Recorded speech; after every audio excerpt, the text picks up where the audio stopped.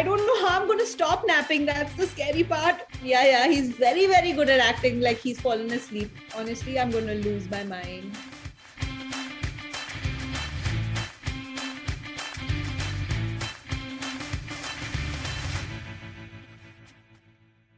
Hi Tina, welcome to Catching Up with Mrinil. Hi. How are you? How are things? I'm fabulous. I'm really happy to be here. Thank you so much for having me. I'm doing well. So how are you doing? I'm doing great. I mean, I think this has been the best time of my career that I'm working from home. I'm enjoying now. So yeah, I'm doing great. That's amazing.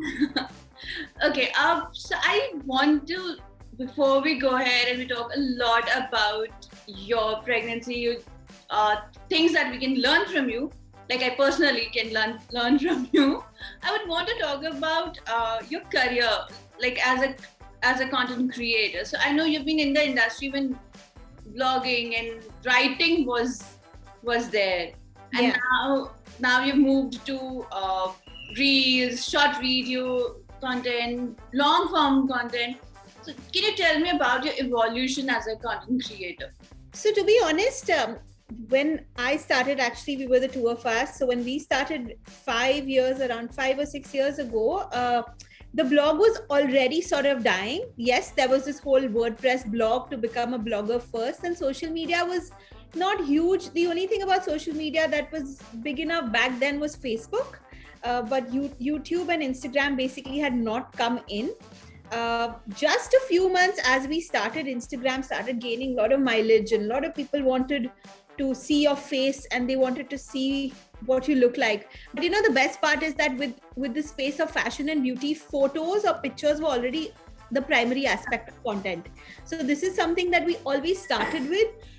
In terms of things that have happened, yes, in terms of evolution of content, a lot constantly keeps changing. From writing a blog article, it's become photos, statics, videos, IGTV, now reels. So much is constantly moving forward always. The only thing I feel like what I really enjoy now is that it's very targeted. It's not very blah. Of course, videos have taken a really front seat with everything that we do, but that makes it more fun. I love creating videos, and frankly, when TikTok, which we don't have now in India, and Reels kind of took over, I really started enjoying it, and it kind of became bigger last year in the lockdown. I love the fact that one can casually use their phone and create content. It becomes so intriguing, so interesting for the end party, for the consumer to watch, which is so much fun. And at the end of the day, they're really giving content creators sort of more freedom now. So this is what I'm really enjoying about it. Of course, there are some brands who come with norms and the way they want things to look like. But I like the fact that they let us do it our way and they let us enjoy creating content. And I feel like people see that through it. So I'm really enjoying the evolution. But to be honest, it's never going to end. It's going to constantly be growing and emerging. Like they say, content constantly emerges. One morning we wake up and there's a whole new notification on Instagram. Reels from 15 seconds became 30, now it's 60. So there's so many things that we're constantly sitting on and working on. So that's the best part about working in social media or technology on the whole. And what made you pick luxury as a niche, like luxury fashion? So to be honest, I actually do have a qualification in luxury brand management. I've worked for a lot of luxury brands abroad before I actually moved back home. So after my MBA in France, I've lived in China and Hong Kong and done a lot of research and work in the space of luxury, of course, from the brand side. I always knew that this was kind of taking over. So when I moved here, I did not know about being an influencer or a blogger, but I knew that the internet was kind of taking over and you needed to have, there were very few places or people who were talking about luxury in India, A. Secondly, also worldwide. And I kind of wanted to bring that here, wanted to be that sort of review page, be like a Refinery 29, talk about luxury on the whole, tell people, give people the education. I feel like the audience was ready, but we didn't have enough stores here. We didn't have enough brands here. Slowly and steadily. So I took on what I knew. Also, it was a passion, it was an interest. I was really inclined in it. And I then realized that no one's really doing it, because when I started, I used the word luxury and nobody used it back then. A lot of people use it now. And they've also slowly moved on from high street premium to luxury. So yes, this is my journey and my reason. Do you think it's a pro or a con for you to, when it comes to fashion bloggers? There are a lot of fashion bloggers, and yeah, luxury being a niche, do you think it's a pro or it's a con? It's definitely always been a pro till now. The only con is that now a lot of people use the word, but and somehow some don't even stand for it. So I just feel like you should be very careful when you use it. But it's always been a pro, because I just feel like brands have understood that she belongs to that segment. She has that certain kind of audience. They've always spoken about that. And plus, I'm a real girl. It's not like I don't wear Zara. So Zara is like a brand everyone relates with. So you wear your Zara, but you have your accessories that are luxury. So you want to give your real take on fashion, on beauty, on accessories. And that's what we always wanted it to be like. Not that, I'm only going to be in Dior head to toe, because that's not real. It doesn't happen in India, at least. And talking about your pregnancy, tell me something when you first found out. What was your reaction? So honestly, I was very shocked. I found out just before I was headed out for a trip for New Year's, 4 days before, and looking really forward to it because we were all stuck home all last year. So I was a bit, I'm not going to say devastated, but a little sad, and I thought I couldn't go, though the doctor gave me permission. I could be in a mind state that I wasn't ready for it, but soon after, as I understood, as things took over, I'm not going to take the fact away that it's been the most beautiful months of my life. And this whole transition and everything that came along with it was amazing. So I don't want to emphasize on those 2 weeks of what I went through, but like any girl, everyone goes through so many emotions, and frankly, a lot of hormones come to place. So there's a lot of emotions that flow out of you. And I honestly had the best support from family, so from my husband and everyone. So it was easy. It was actually really easy. So were you worried of that pandemic might make things difficult for you? Like, because in a time when we are skeptical, stepping out, going to a hospital, going to a clinic, or for anything, like just sitting at home, you can't take a walk out. Yeah, I know what you mean. So last year, when we basically were in a really bad state last year, and everyone was clueless about COVID as a whole. The one thing that I, at a personal level, to share with you is that my whole family went through COVID in October. I found out somewhere in December and Jan that this had happened to me. The first instant, I was really scared that everyone went through COVID around me except me. Do I need to be scared? Of course, I went to a doctor. A lot of doctors told me COVID is over. It's never coming back. So you're fine. You know what I mean? And COVID came back. Who knew what March and April had in store for us? On the whole, being scared of the pandemic generically, yes, because I saw my family go through it, and I was very skeptical. I was very careful. Every person after the lockdown happened now is being tested and met me. I had a baby shower where I tested nearly every person. I bring a photographer in the house. I test them 2 days before. You have no idea how many precautions I take. The max that you can do from your end, I've been doing. Of course, I leave it up now to the universe to make the best happen. But yes, you have to take all sorts of precaution. The only thing, I was scared is in the pandemic situation to be pregnant and to be working, because this is the one thing I didn't want to give up. I really enjoyed creating content last year, even through a pandemic, through a lockdown. I wanted to kind of bring my team over. I wanted to meet them, which was maybe twice a week, maybe 3 times a week. But even that risk, was I allowed, was I not? And sort of managed it. It was very hard, but we've managed it. So this is going to be stories for your kids that will see what all things I did to bring you. Little pandemic baby. Yeah. Okay. What was your idea of being a pregnant before everything happened, and when you are so many months down, what do you think? Has it changed for you, or it's like, okay, it was a flowery, beautiful idea, and now it's a pain that everything that is part of it. I'm not going to take it away. Guys, it is hard, but I'm not going to emphasize on that aspect at all. It is so beautiful. It is so amazing. I tell everyone that if you stay fit and healthy through it, and of course, if everything's going well for you, it's honestly the most beautiful transition of your life. And I would never give it any negative connotation like I did at the beginning. You know, back then we all think about, oh, I'm going to gain weight. Oh, she's fat. Oh, this, oh, that. And no, it's nothing. You don't even know your body is so beautiful. It's creating another life and it's allowed to go through what it's going through. So you just change your perspective of life changes. And I love that. I love where I am today. Your relationship changes.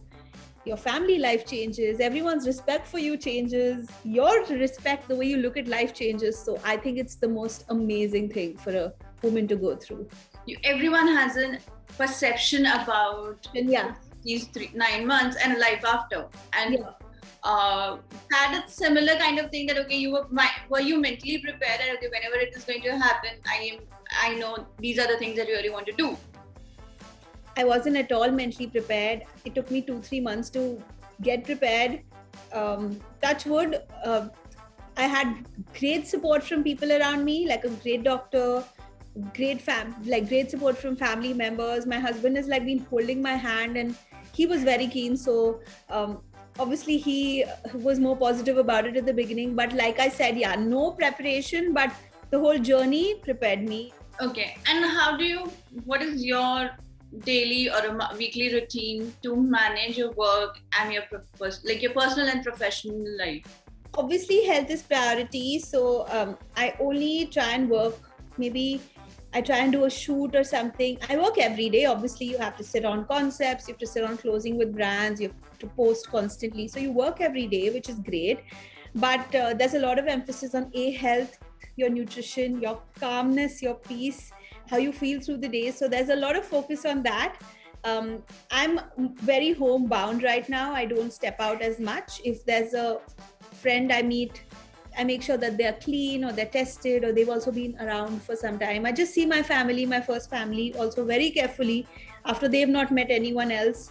So, and in terms of work, yes, 2 or 3 times a week, which has now gone down to once a week. I try and have that one shoot with my or a meeting or something with my team where they come in or I see them somewhere, all tested, all clean, and then we try and create some content for brands that have been writing into me or things I want to talk about, because overall I realized that a lot of people wanted to know a lot more. The minute I announced, I started getting a lot of questions about things I've been doing, my skincare, my body care, my fashion, and I started really feeling like responsible towards this space. I realized that there's so many moms out there who wanted to look at me for information. So I kind of took it on and been creating a lot of content on this subject, basically. So if you have to make your handy guide for a woman or a pregnant woman, what are 3 things you cannot miss mentioning? So see, girls, I'm not an expert. I've just gone through something every woman in the world goes through. The 3 things I feel have worked for me is health and nutrition, which is so many women don't give emphasis to this. The only thing people talk about in pregnancy is how much did she gain or how fat she's looking. Well, no pregnant girl is ever fat. Stop focusing upon that. You know, there's a baby, there's a human growing inside you, and yes, your body's going to need space for allowing that human to grow inside you. So that's what happens. But the one thing that really stuck by me is being healthy. So even even someone who's looking to get pregnant, or even a girl through her life, should have a workout regime, eat well, because this is something that helps you when you actually do end up getting pregnant. During it, it's very important to seek all sorts of help in terms of what you're eating is right or no. Eating out, I tell everybody, please avoid as much as you can, because it's super scary of what can happen if you eat something wrong. So I've given a lot of focus to health and nutrition and working out. I've constantly been on my toes. I've been very active. I've been working out at least 1 hour daily, whether it's a small walk, a swim, a yoga class, something or the other, because this is who I was even before. Luckily, I was allowed, and it was easy for me. By the time I found out, I was already working on that much. So the doctor said it's okay. And then, of course, we had to do it in complete check. So the three handy things is A, first, health and nutrition. B is like being calm and like something that is a little spiritual thing that you can do, because anxiety hits you daily. Constantly something or the other comes in your way. It's also not easy for everyone. There are some good days, there are bad days. So that little bit calmness, spirituality, whether they say meditation, I chant, there's chanting, there's anything that you can do to kind of be sane, that I definitely recommend. And see, honestly, even working or being busy or anything that you can do to kind of get your mind off, because at the end of the day, like, if you're happy, it goes super well. So if you're happy working, you're happy singing, you're happy dancing, please do it with your doctor's permission. But these are the things that have worked for me.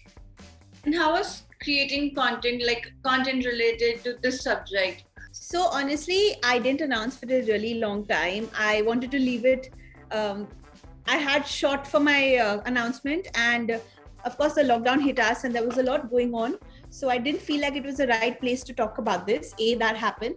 Secondly, after a little while, I was really showing, so I couldn't put my face out there without announcing. So this is when I got really skeptical that will my followers understand it? Will they react the right way? I wasn't sure. I thought that there would be a lot of people who might not enjoy this or leave the page or feel like this is frustrating. But the day I announced it, I had so many, I can't even tell you the number of people write into me seeking information through this, because I mean, somehow in the lockdown, a lot of people have gotten pregnant, and it's happened by chance. It was accepted so beautifully. Every person, pregnant, not pregnant, mom, came to help me out.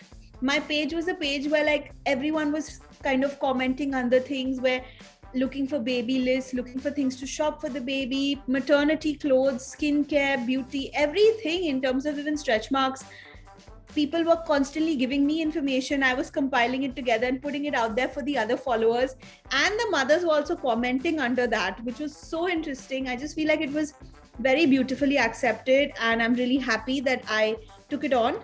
And even now, I constantly keep getting messages from people saying, we're waiting for your baby list, we're waiting for your hospital list, because this is how we'll make our baby bag. And I'm very excited to help people out. So with all the knowledge that I'm getting through others. And how was for you as a person to create, as a content creator, to plan or create content around this topic? Like personally, did you enjoy it? I loved it, but I did not know. I didn't have a game plan. I just thought it was important for me to announce it after a while to my followers, and I left it to that.